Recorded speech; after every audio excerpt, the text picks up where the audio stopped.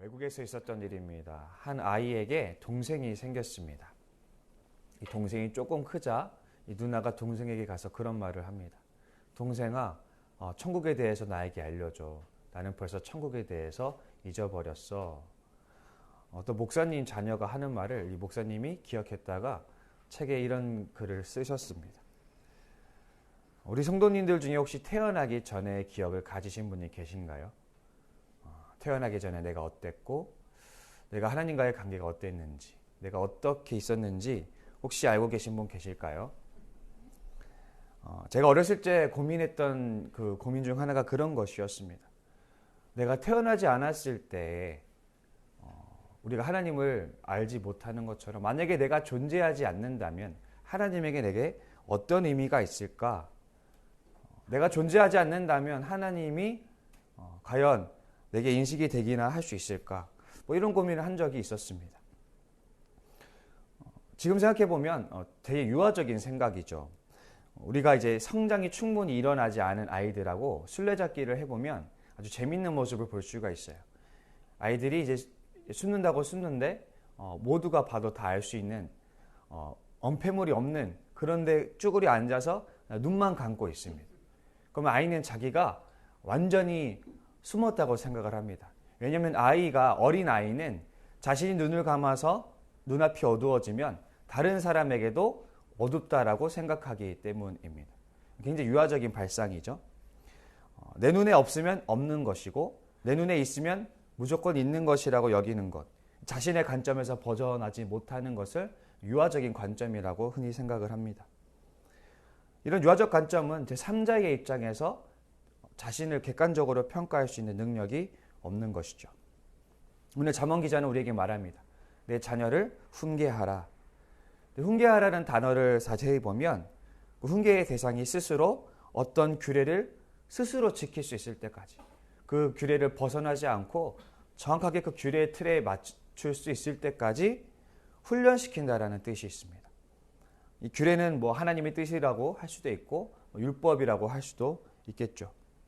문제는 이 하나님의 뜻이 많은 경우 인간의 뜻과는 별개라는 것입니다. 우리가 가령 육아를 하다 보면 반드시 배변 훈련을 시켜야 할 때가 오게 됩니다. 아이의 입장에서는 이 훈련이 싫을 수가 있죠. 왜냐하면 자기가 싸고 싶을 때 싸야 되는데 그런 어떤 장소라든지 때라든지 이런 것들에 대해서 자꾸 외부적인 자극이 들어오니까 아이는 스트레스를 받을 것입니다. 자신에게 대체 이것이 왜 의미가 있는지 이제까지는 자기가 아무런 문제 없이 자기가 자기의 욕구에 자기의 때와 자기의 공간에 맞게 그렇게 욕구를 해소했었는데 왜 그것이 이제는 바뀌어야 되는지 의미가 없을 수도 있습니다. 그러나 우리가 사회에서 합의한 그 합의에 따르면 인간은 자신의 배변의 욕구를 때와 장소에 따라 가릴 줄 알아야 됩니다. 만약에 아이가 배변 욕구를 거부하고 따르지 않는다고 해서 아이가 죽는 건 아닙니다. 당장 인생이 망하지는 않습니다. 그러나 장기적으로 봤을 때 사회에 나와서 대소변을 가리지 못하는 사람들은 필경 거의 사회적인 죽음에 맞먹는 그런 엄청난 고통을 맞이하게 될 것이라는 사실입니다. 장기적으로 보면 인생의 상당한 손해와 상당한 상실을 경험하게 될 것이죠. 부모는 이걸 너무나 잘 알기 때문에 절대 타협의 여지를 두지 않죠. 우리 부모님들 중에 아이들에게 배변 욕구를 시키다가 포기하신 부모님 계신가요?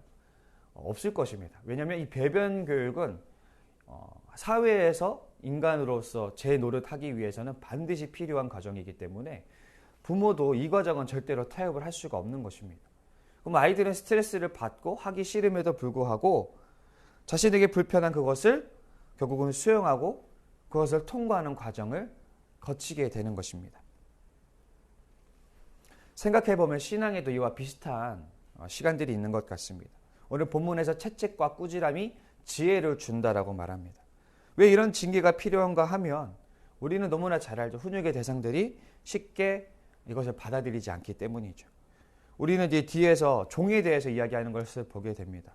거기서 뭐라고 이야기하냐면 이 종들은 말로서는 안 된다.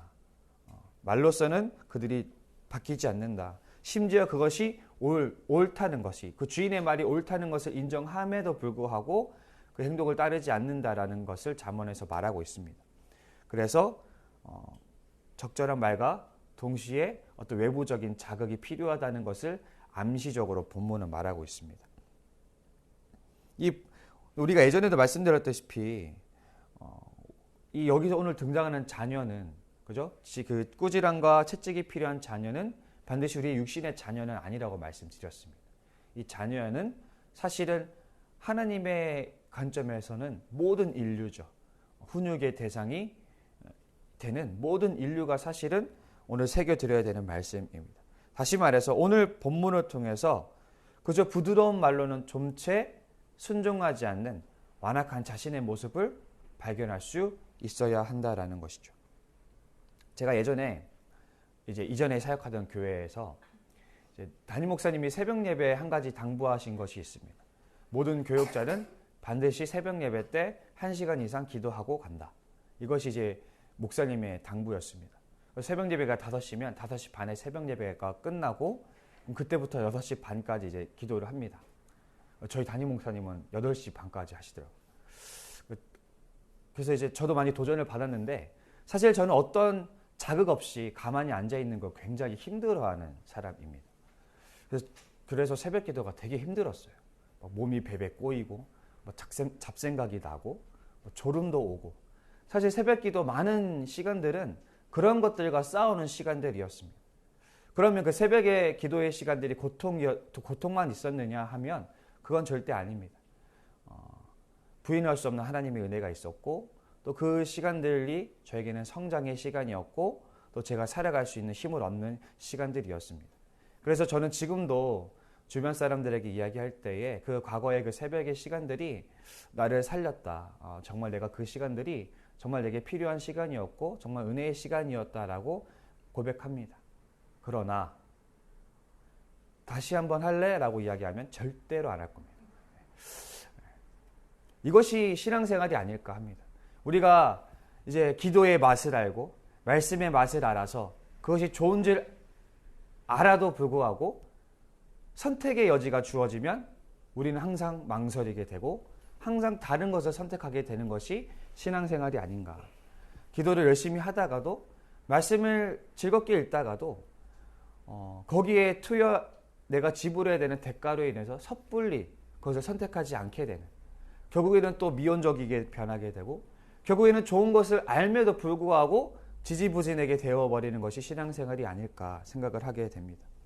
그러니까 우리에게 언제나 자유지가 있고 선택권이 주어지게 되면 우리가 반드시 말씀을 선택하지는 또 않다라는 것이죠. 그것이 바로 우리의 모습이 아닌가 생각해 보게 됩니다. 그래서 모든 인간에게는 옳다는 것을 안다는 사실만으로는 결코 사람이 움직이거나 변하지 않는다는 거죠. 우리가 모두 제가 자주 말씀드리다시피 우리가 윤리 수업을 들었다 해서 윤리적인 사람이 되는 것이 아닙니다. 법을 지키는 것이 옳다는 것을 안다고 해서 법을 지키지 않습니다. 신앙의 길이, 믿음의 길이 유익하고 의미가 있다고 해서 반드시 그 길을 가지는 않는다는 것입니다. 그래서 우리에게는 자극이 필요한 것이죠. 제가 예전에 침술의 원리에 대해 설명하시는 한의학 교수님이라 해야 되는지 의사 선생님의 설명을 본 적이 있습니다. 침술의 원리는 생각보다 저는 좀 놀랐는데 침이 뾰족하잖아요. 그러니까 신체 일부로 임의의 손상을 입히는 거예요. 그러면 육체가 손상을 입으면 이 손상된 그 세포를 치료하는 백혈구가 이 손상을 감지한 부위로 막 백혈구들이 몰려듭니다. 그리고 이 침이 외부의 적으로 판단하고 자신의 동료들을 우르르 불러들입니다. 그러면 이제 백혈구 군단이 침이 들어온 부위로 막 몰려드는 거죠. 그럼 이 백혈구가 치료하는 이제 세포기 때문에 막 그 손상이 발생된 부위를 막 치료를 하는 거예요. 사실 이거는 이제 임의로 자극을 주어서 이제 백혈구를 불러들이고 그것으로 인해서 이제 몸을 치료하게 되는 것이 바로 침술의 원리입니다. 그런데 우리가 병원에서 또 시행하는 체외 충격파라는 또 이제 그런 치료법이 있습니다. 이것도 비슷한 원리예요. 인체에 무해한 그런 외부적 자극을 임시로 가해서 그 가해진 부위가 이제 반응하는 것을 통해서 치료가 일어나는 것이 체외 충격파 치료라고 합니다. 사실 우리 몸은 적절한 자극이 우리를 살린다는 사실을 이미 알고 있습니다. 제가 며칠 전에 이제 라일이가 어렸을 때 영상을 본 적이 있어요. 이제 둘째 시연이가 태어날 때 잠깐 와이프가 병원에 있어야 돼서 라일이를 잠깐 할머니 댁에 맡긴 적이 있는데 그때 영상을 본 적이 있어요. 근데 너무 귀엽고 너무 사랑스럽고 너무 좀 애틋하고 그렇더라고요. 근데 그 당시에는 느끼지 못했던 감정이었어요. 그런데 지금 와서 보니까 정말로 그런 감정이 느껴지더라고요. 인간은 근데 제가 그 당시에는 절대로 그것을 느끼지 못했던 것이거든요. 아마 그때 저는 라일이를 키우느라고 정신이 없었던 것 같아요. 그냥 라일이를 보고 아기를 돌보는 육아에 지쳐서 그런 감정을 느끼지 못했었는데 돌아보고 나서 그 영상을 보니까 정말 우리 아이가 이렇게 사랑스러웠었구나라는 것을 느끼게 되었습니다. 인간은 자신에게 있는 것의 가치를 제대로 누릴 줄 못합니다. 자기 옆에 아무리 귀한 가치가 있어도 그 가치를 제대로 볼 수 있는 눈이 없습니다. 좋은 것이건 나쁜 것이건 간에 인간의 관점은 좁고 편협합니다. 내 앞에 좋은 것이 좋은 거고 내 눈앞에 나쁜 것은 나쁜 겁니다. 내 눈앞에 있는 좋은 것이 사실은 내게 독이 될 수도 있는 것인데 내 앞에 있는 나쁜 것이 사실은 약이 될 수도 있는 것인데 우리는 그걸 볼 수 있는 눈이 없어요. 사실 모든 인간은 숲 전체를 볼 수 있는 실력이 없습니다. 우리는 그저 나무 몇 그루만 보고 좋다 나쁘다 평가할 뿐입니다. 그래서 인간은 사실 우리 모든 인생들은 자신에게 닥친 어떤 사건들, 자신이 당하는 모든 일들을 그 무게나 그 맥락을 살필 수 있는 관점이 없습니다. 만약에 아이가 배변 훈련이 그 가치를 알고 있다면 그 아이가 배변 훈련을 거부하지 않을 것입니다. 그러나 만약 이 아이가 눈앞에 있는 배변 훈련의 어떤 통제나 자극이 고통스러워서 그걸 거부한다면 그 아이는 더 큰 것을 잃게 됩니다. 신앙도 마찬가지죠. 우리가 신앙의 훈련이 외부에서 주어질 어떤 자극이 너무나 싫고 부담스럽고 불편해서 거부한다면 당장에는 좋을지 몰라도 우리는 더 많은 것을 잃게 될 것입니다. 그래서 우리는 부디 이 유아적 관점을 통과해야 될 것입니다. 지금 당장의 나에게 힘들고 어려운 그런 자극들, 외부의 어떤 그런 통제들과 외부의 그런 불편한 목소리들이 무가치하다는 생각을 갖고 있다면 우리는 그것을 버릴 줄 알아야 됩니다. 오늘날 우리에게 이제 많은 사람들이 암묵적으로 동의하는 것이 있죠. 내가 동의하지 않은 것을 강요하는 것이 폭력이다. 맞습니다. 우리 요즘에 사랑을 하는 것도 조심스럽습니다. 상대방에게 이해가 될 만한 방식으로 사랑을 해야 된다고 자주 말합니다. 그러니까 상대방이 동의하지 않는 방식으로 강요하는 것은 굉장히 무례한 것이고 폭력적인 것이 맞습니다. 그런데 여러분 우리가 또 오늘날 우리가 포스트 모더니즘을 살면서 또 한 가지 우리에게 암묵적으로 있는 것이 있죠. 한 가지 명제가 항상 맞는 건 아니다. 그죠? 하나의 목소리가 항상 정답은 아니라는 것이죠. 무슨 말일까요? 때로는 그 사람이 동의할 수 없어도 강요하는 것이 정답일 때가 있다라는 것이죠.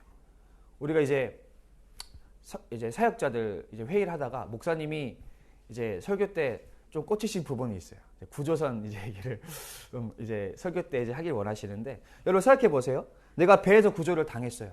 내 옆에 빈자리가 있어요. 그러면 여러분 그 물에 허우적대는 그 사람을 패서라도 기절을 시켜서라도 끌고 나와야 되지 않겠습니까? 그 사람이 싫다고 거부한다고 해서 손 놓고 볼 수는 없는 일인 것이죠. 지금 눈앞에 가는 그 길이 끊어져 있어요. 도로가 사고가 나서 도로가 붕괴됐는데 거기를 가고자 하는 사람은 그저 내버려 두겠습니까? 그 사람이 거부한다 해서 그 사람은 그냥 내버려 두겠습니까? 그래 네 인생이니까 알아서 해라. 이러고 말 것입니까? 때로는 그 사람이 동의하지 않더라도 강요하는 폭력이 때로는 정답일 수 있다는 사실을 우리가 기억해야 할 것입니다. 말씀을 정리하겠습니다. 사실 너무나 당연한 얘기를 이렇게 길게 주저리 떠들었는데 제가 이제 말씀을 돌이켜서 보자면 결국 우리는 이 유아적 관점을 벗어나는 이 길이 반드시 필요합니다. 내게 없으면 없는 것, 내게 있으면 있는 것이 아닙니다.